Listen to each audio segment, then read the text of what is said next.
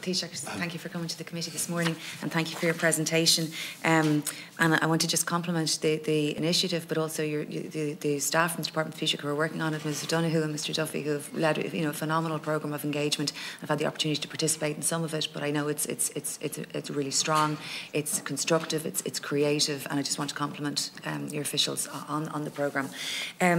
The work of this committee has been very interesting as a member. We've engaged in a whole range of constitutional questions around reconciliation, education, the development of the island. But I think, in your presentation this morning, what stands out to me most is the political context that you set out at the beginning and at the end of your words, that the agreement is driven by a desire for reconciliation, by a desire for mutual trust, understanding, and a basis on which the island can move forward together based on those concepts and on those ideas and on those ideals. And to my mind, the value of the shared island dialogue is it goes through so much of this in practical terms and identifies practical ways of building relationships, practical ways of simply meeting more people from different communities across the island. And I think that's a very constructive piece of work. And where I would like to get your thoughts, I respect very much your background on this, your position on this, and the language that you use in describing this. I see it as very constructive, as building a genuine interest in reconciliation, a genuine interest in, people who have, the unionist community in particular, with whom we need to build relationships and better relationships all the time. And I really respect that historically and the work that you do today on that. I suppose my questions are, what do you think that we can do, irrespective of the practical work of the shared island? What can this committee do? What can the Irish government do? What can we do as a people to reach out and do more in terms of reconciliation? What can we do to do more in terms of understanding of difference, respect of difference, and really getting to a genuinely personal appreciation of different perspectives before we can build any different constitutional future? And you highlight, the political context there at the end, but again at the beginning, and really that's where I want to ask your more broad political reflection on that and what we can do. Chair. Sure, and I'll just add a few points, Taoiseach. Just personally, that Fergal Micheál, who's been a very senior civil servant for the Department of Foreign Affairs and now as Ambassador Designate, I think, to the United Nations, has been extremely helpful to this committee. And we find that with both your department and Foreign Affairs, that there's huge help to us and cooperation, which we want to continue. We have visited as a committee, we visited Belfast, Ballymurphy, community groups, survivors groups and political people as best we could. And we're travelling at the behest of particularly Brendan Smith there. We're going to, and obviously Micheál, I mustn't leave out Micheál. We're going to Fermanagh and we're going to Mid-Ulster, I think in about a month's time. And I see the smiles from Sinn Féin there. And from, Pauline as well. So let's put it this way, we're all... I'm sorry, Pauline, I should have mentioned you as well. Yeah. Well, I'm happy to name them all. But I think the key thing we're doing, we hope to go to Derry as well, and we'd be happy to work with your department and with Foreign Affairs, because I think the key message that we're getting from the Secretary General of the Department of Foreign Affairs as well is that visit, meet, communicate, listen, and that's what you're doing in your shared island unit. That's what we're doing as a committee. So, the more we can build on that, the more sense it makes. And we met, some of us, with the Ancient Order of Hibernians yesterday who visited the Herodotus, and they were talking about British policy and so on. And my point to them was that if we can agree a shared future on this island, whatever that is, and if all communities can sign up to that and political parties, well, there's no reason why that can't proceed. And that I couldn't see the British government opposing any consensus that we would arise on this island for all political groups. And that's why I think working together, meeting each other is so critical and so important.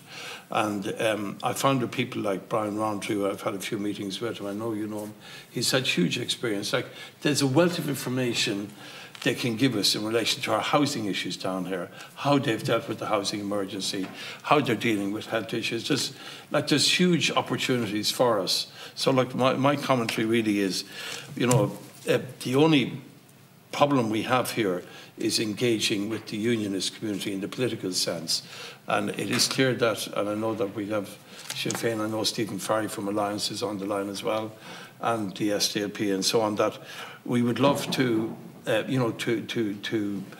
what's the word, to meet unionists in a that are happy to do that politically without feeling that there's any threat to their uniqueness to remain British, as is guaranteed under the Good Friday Agreement, as it is for people to be a nationalist, to be a Republican, or to to do whatever, follow whatever beliefs they want. So look, what you're doing is it's progressive. It's the way forward. You're putting money behind what you believe in, and I believe it is working. So I don't know if that's really what we're saying to you today. From Fine Gael. Thank you very much indeed, and your comments. And yeah, I think reconciliation is key, but I think trust is important. And what we find is that, if I could use the phrase, civic unionism, or people from civic society are participating in the dialogues, are engaging. And I'm conscious there's an election on this one, but there is no one putting barriers up to the Shared Island programme. That's important. People feel free to participate, irrespective of what community and political views they have. It's important we maintain that. So if someone is interested in education, and someone is interested in health, and someone's interested in climate change, irrespective of their politics, that they feel free and easy to participate and contribute. Because I think, as the Chairman has said, we all benefit from that participation. So, because, like, it's interesting, this morning on the dialogue I had, on the education front, like, they work with the Atlantic University now and the Ulster University, and we've put to them, come back to us with proposals, and we'll provide some funding towards it. And they're looking at both Letterkenny and the Sligo campus as well, in terms of potential developments there. Fundamentally, I think to Micheál's point, listening, meeting, talking, but I think we have to expand it a bit more than we are doing right now. I think younger, new members of the Oireachtas, we should be encouraging greater engagements. We should be creating secure fora with Chatham House rules, where people can engage over weekends, to discuss these issues without fear or favour. Because very often, look, we are all politicians and people are very conscious of their base. They're very conscious, and that was always historically the issue. If people participated with TDs or senators from the Republic and it got found out, somehow that would damage the person back in their own political base. Like, I won't bore you with my own experiences in Corrymeela, but I always remember in Paisley, the DUP were going to participate.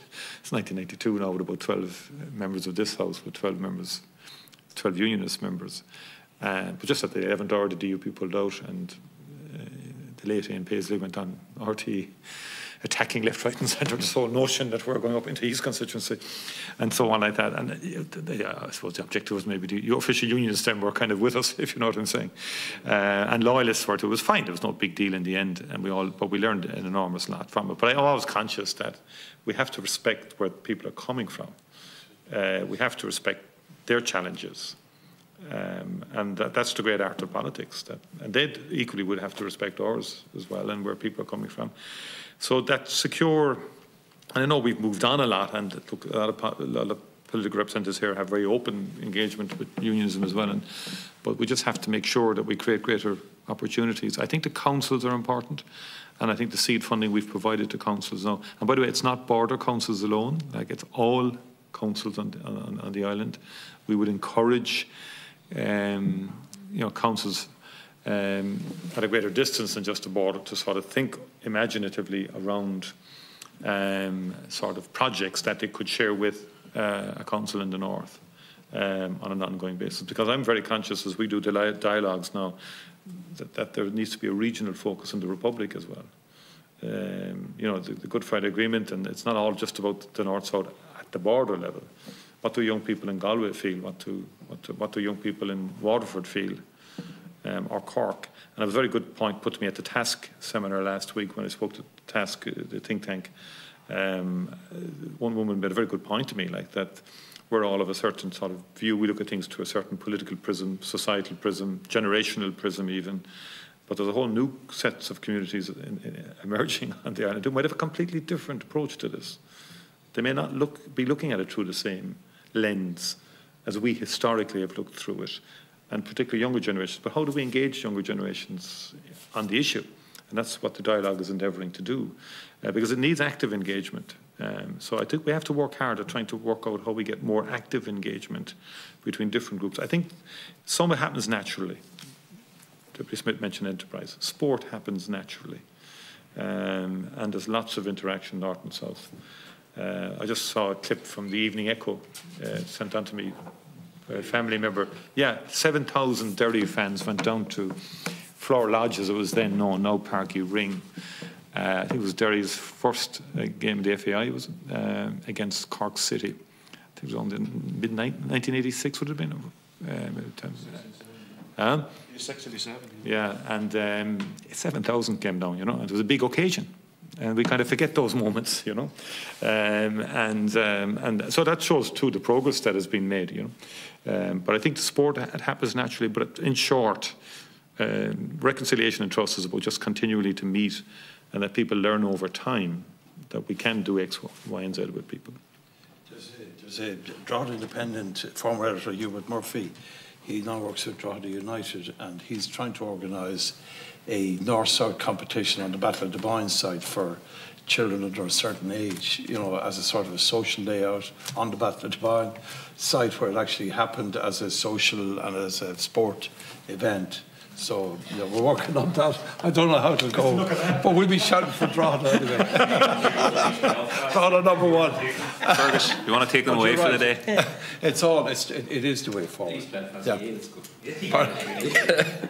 Well, I have to say, put in Hubert because he writes good articles as well. So, is there any other point you want to make, Taoiseach or Jennifer? Just one point I made it. I think politics and politicians need to just maybe go ahead of we need a bit of advanced leadership, go beyond our comfort zones, really is what I meant to say. And I think the people are ahead of the politicians and can be from time to time. And that applies in the Republic as well as the North. Okay, Jennifer, are you happy? Do you want to? Okay.